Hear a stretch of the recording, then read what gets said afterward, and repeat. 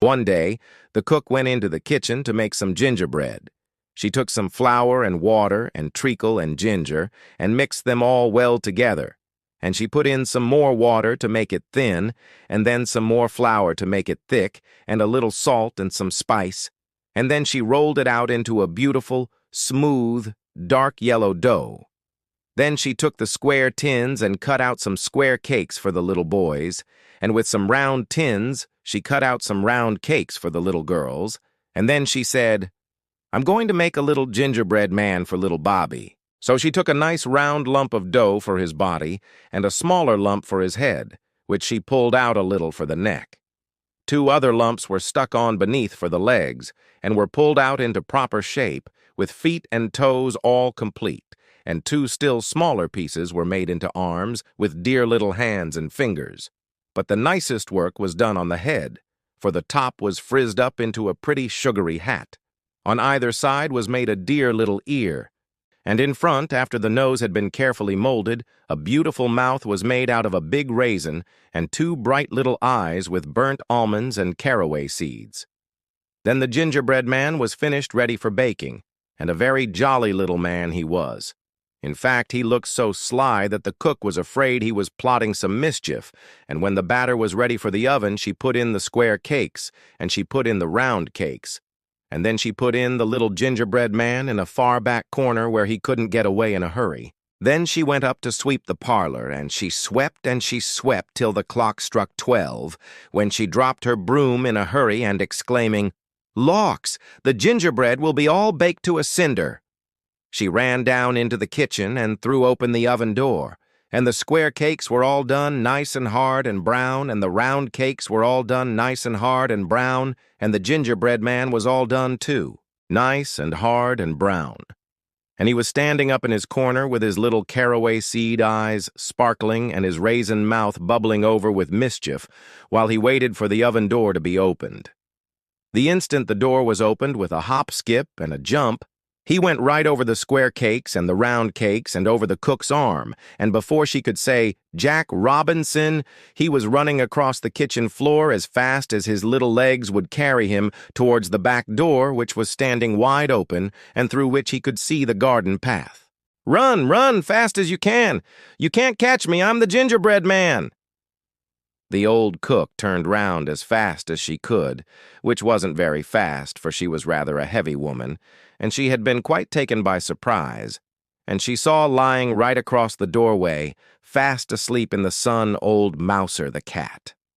"Mouser, Mouser," she cried, "stop the gingerbread man! I want him for little Bobby!" When the cook first called, Mouser thought it was only someone calling in her dreams, and simply rolled over lazily. And the cook called again, "Mouser! Mouser!" The old cat sprang up with a jump, but just as she turned around to ask the cook what all the noise was about, the little gingerbread man cleverly jumped under her tail and in an instant was trotting down the garden walk. Mouser turned in a hurry and ran after, although she was still rather too sleepy to know what it was she was trying to catch, and after the cat came the cook, lumbering along rather heavily, but also making pretty good speed. Now at the bottom of the walk, lying fast asleep in the sun against the warm stones of the garden wall, was Towser, the dog. And the cook called out, "Towser, Towser, stop the gingerbread man. I want him for little Bobby." And when Towser first heard her calling, he thought it was someone speaking in his dreams, and he only turned over on his side with another snore. And then the cook called again, "Towser, Towser, stop him, stop him." Then the dog woke up in good earnest and jumped up on his feet to see what it was that he should stop.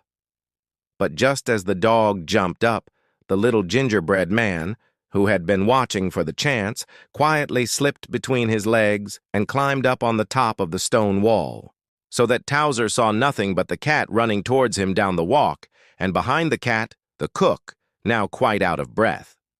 "Run! Run! Fast as you can! You can't catch me! I'm the gingerbread man!" He thought at once that the cat must have stolen something, and that it was the cat the cook wanted him to stop. Now, if there was anything that Towser liked, It was going after the cat, and he jumped up the walk so fiercely that the poor cat did not have time to stop herself or to get out of his way. And they came together with a great fizzing and barking and meowing and howling and scratching and biting, as if a couple of Catherine wheels had gone off in the wrong way and had got mixed up with one another. But the old cook had been running so hard that she was not able to stop herself any better than the cat had done, and she fell right on top of the mixed-up dog and cat, so that all three rolled over on the walk in a heap together. And the cat scratched whichever came nearest, whether it was a piece of the dog or of the cook, and the dog bit at whatever came nearest, whether it was a piece of the cat or of the cook, so that the poor cook was badly pummeled on both sides. Meanwhile, the gingerbread man had climbed up on the garden wall and stood on the top, with his hands in his pockets looking at the scrimmage and laughing till the tears ran down from his little caraway-seed eyes, and his raisin mouth was bubbling all over with fun. "Run, run, fast as you can! You can't catch me! I'm the gingerbread man!" After a little while, the cat managed to pull herself out from under the cook and the dog, and a very cast-down and crumpled-up-looking cat she was. She had had enough of hunting gingerbread men, and she crept back to the kitchen to repair damages. The dog, who was very cross because his face had been badly scratched, let go of the cook, and at last, catching sight of the gingerbread man, made a bolt for the garden wall. The cook picked herself up, and although her face was also badly scratched and her dress was torn, she was determined to see the end of the chase, and she followed after the dog, though this time more slowly. When the gingerbread man saw the dog coming, he jumped down on the farther side of the wall and began running across the field. Now in the middle of the field was a tree, and at the foot of the tree was lying Jocko, the monkey. He wasn't asleep. Monkeys never are. And when he saw the little man running across the field and heard the cook calling, "Jocko, Jocko, stop the gingerbread man," he at once gave one big jump. But he jumped so fast and so far that he went right over the gingerbread man, and as luck would have it, he came down on the back of Towser, the dog who had just scrambled over the wall and whom he had not before noticed. Towser was naturally taken by surprise, but he turned his head around and promptly bit off the end of the monkey's tail, and Jocko quickly jumped off again, chattering his indignation. Meanwhile, the gingerbread man had got to the bottom of the tree and was saying to himself, "Now I know the dog can't climb a tree, and I don't believe the old cook can climb a tree. And as for the monkey, I'm not sure, for I've never seen a monkey before. But I am going up." So he pulled himself up hand over hand until he had got to the topmost branch. "Climb, climb, fast as you can. You can't catch me. I'm the gingerbread man." But the monkey had jumped with one spring onto the lowest branch, and in an instant, he also was at the top of the tree.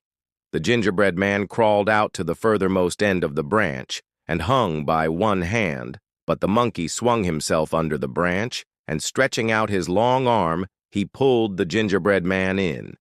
Then he held him up and looked at him so hungrily that the little raisin mouth began to pucker down at the corners, and the caraway-seed eyes filled with tears. And then what do you think happened? Why, little Bobby himself came running up.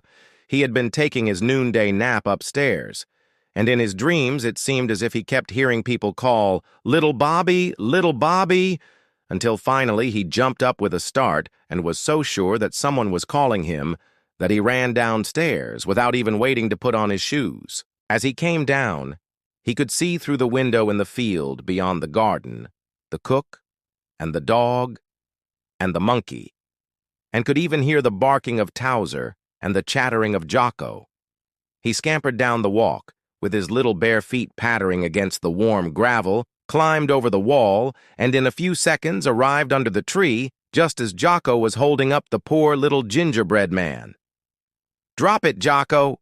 cried Bobby, and drop it Jocko did, for he always had to mind Bobby. He dropped it so straight that the gingerbread man fell right into Bobby's uplifted pinafore. Then Bobby held him up and looked at him, and the little raisin mouth puckered down lower than ever, and the tears ran right out of the caraway-seed eyes.